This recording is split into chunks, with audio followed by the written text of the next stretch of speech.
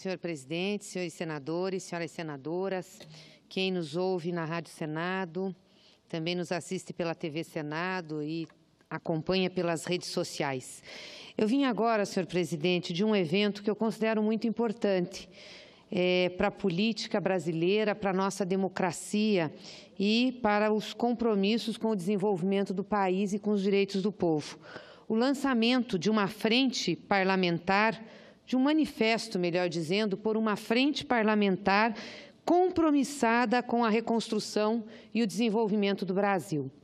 E por que isso é importante? Pelo peso que o Parlamento brasileiro, o Congresso Nacional, esse Senado da República, os deputados federais têm em relação às políticas que estão sendo desenvolvidas no Brasil. Nós vamos nos aproximando das eleições presidenciais e ganha muito espaço a discussão dos programas de governo. E os candidatos a presidentes costumam apresentar programas mais ousados, programas para mudar radicalmente as coisas que estão colocadas, para mudar a vida das pessoas. Ocorre que o presidente não pode tudo. Muitas das propostas apresentadas por candidatos a presidentes pelos candidatos a presidentes necessitam passar pelo Parlamento brasileiro, necessitam fazer mudanças de lei, mudanças da Constituição, portanto, elas não são auto-aplicáveis. E muitas vezes, quando essas propostas vêm para essa casa, elas não encontram apoio, mesmo elas tendo sido aprovadas na urna na eleição presidencial. Por que não encontra apoio? Porque, na realidade, nós não damos o mesmo espaço, a mesma importância para a eleição de parlamentares, deputados e senadores que fazem as leis, que modificam as leis. E, muitas vezes, o que nós temos na construção de legislação por parte do Congresso Nacional é contrário aos interesses públicos. Vamos pegar o que nós estamos vivendo hoje no Brasil. O que é resultado o que gerou esse resultado, melhor dizendo, o que gerou esse resultado, que é um resultado muito ruim para o povo brasileiro, essa bagunça na economia, na política, nas instituições, o Brasil quebrado, o povo sofrendo e infeliz. Aonde que começou isso? Lá, com o chamado impeachment da Dilma, que nós temos aqui, que era golpe, iam tirar a presidente sem crime de responsabilidade. E, a partir de lá, rasgando-se a Constituição, nós íamos desestabilizar o país. Pois bem, onde foi aprovado o impeachment da Dilma, o golpe? Aqui, na Câmara de Deputados. Muitos lembram daquela sessão horrorosa em que os deputados votavam por tudo, menos pela democracia do país e pelos direitos do povo, para retirar a Dilma, uma sessão que ficou vexatória, uma sessão que manchou a imagem do Congresso Nacional, e depois aqui por esse Senado. E nós avisávamos, vocês vão fazer isso, vão se arrepender, vai ter instabilidade no país, que é o que está acontecendo.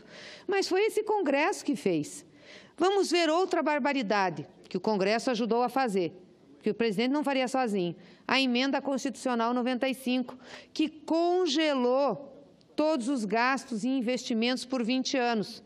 Se nós estamos hoje tendo problemas na educação, na saúde, na assistência social, vem de onde? Exatamente dessa emenda constitucional.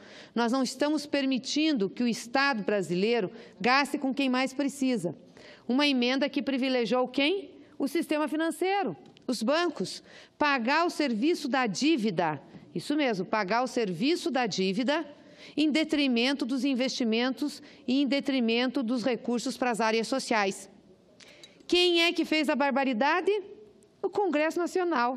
Os deputados e senadores, a maioria dessa casa. Aliás, às vezes eu vejo o senador vir aqui falar contra determinadas situações do governo Temer, que tem que liberar dinheiro para isso, liberar dinheiro para aquilo. E eu fico olhando para a carinha e digo, mas ele votou na emenda constitucional 95, nós avisamos ele que se votasse nessa emenda, o recurso ia ficar congelado. Então, por que ele está vindo aqui? É para fazer proselitismo, enganar o eleitor, enganar o povo? Mas é isso que acontece. A reforma trabalhista, senhores, 1 ano de reforma trabalhista. O que nós tivemos com a reforma trabalhista? Mais desemprego e menos direito. Exatamente ao contrário do que prometiam. Vocês lembram o que prometiam? Faz a reforma trabalhista que nós vamos ter emprego, a flexibilização no mercado de trabalho, nós vamos melhorar as condições, vai ser melhor para o trabalhador. Para quem vai ser melhor, cara pálida? Para o trabalhador não foi. A maioria dos empregos gerados hoje são precários, não têm os direitos mínimos, as pessoas estão ganhando menos. Isso sem contar o desemprego que está na casa de 13 milhões de pessoas.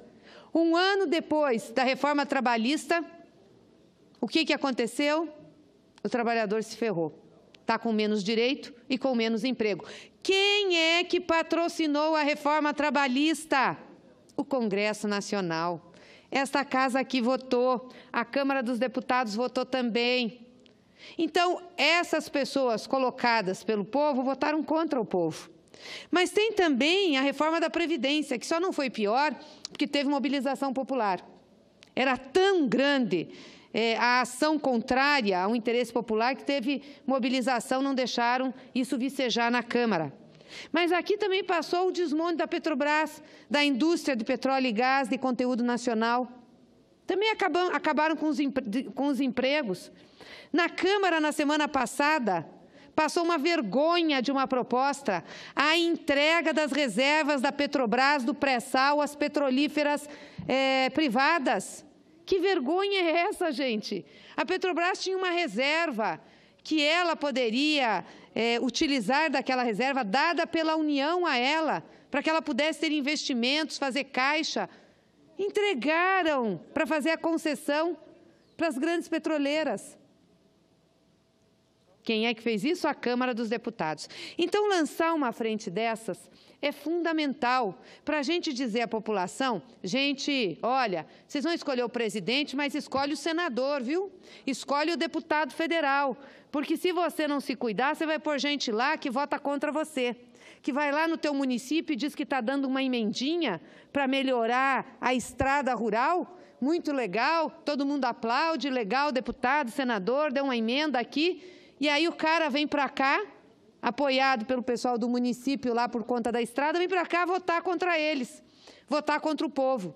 Nós temos que ficar de olho aberto. Por isso essa frente, esse manifesto para uma frente parlamentar é muito importante, inclusive para que a gente barre os retrocessos que estão sendo colocados na pauta legislativa e para que a gente possa, a partir do ano que vem, retomar a pauta em favor do povo, em favor daqueles que mais precisam do Estado brasileiro. Quero também deixar registrado aqui, senhor presidente, que hoje, na reunião executiva do Partido dos Trabalhadores, da direção do Partido dos Trabalhadores, nós recebemos uma carta do presidente Lula, a qual lemos publicamente. Uma carta que eu diria quase uma carta de desabafo, uma carta em defesa da democracia. E eu quero ler 3 trechos, que eu acho muito importante. 3 trechos foram escritos por esse homem, o maior líder político popular da história do Brasil, que está preso há quase 90 dias de forma injusta, sem provas, sem crime tipificado, quando nós temos diversos outros que cometeram crimes mais bárbaros ou que já foram soltos pelo sistema judiciário ou nunca foram presos.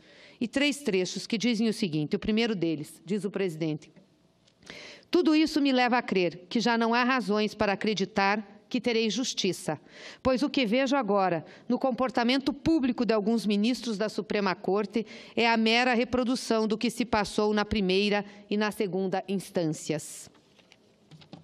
É dramática e cruel a dúvida entre continuar acreditando que possa haver justiça e a recusa de participar de uma farsa. Não cometi nenhum crime. Repito, não cometi nenhum crime.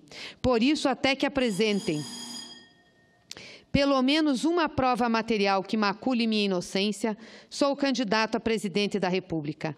Desafio meus acusadores a apresentar esta prova até o dia 15 de agosto deste ano, quando minha candidatura será registrada na Justiça Eleitoral. E será registrada mesmo. Iremos com Lula, porque o povo está com Lula. Mais de 30% das pessoas querem votar no presidente Lula, pelo que ele significou nesse país. E repito dessa tribuna, a prisão de Lula é injusta. A prisão de Lula não encontra base jurídica. A prisão de Lula terá de ser explicada à luz da história, para o cenário nacional e internacional. E quero pedir, senhor presidente, para registrar na íntegra, nos anais desta casa, a Carta de Lula em defesa da democracia. E para terminar, senhor presidente, só quero registrar aqui, porque acho importante, a eleição de López Obrador no México.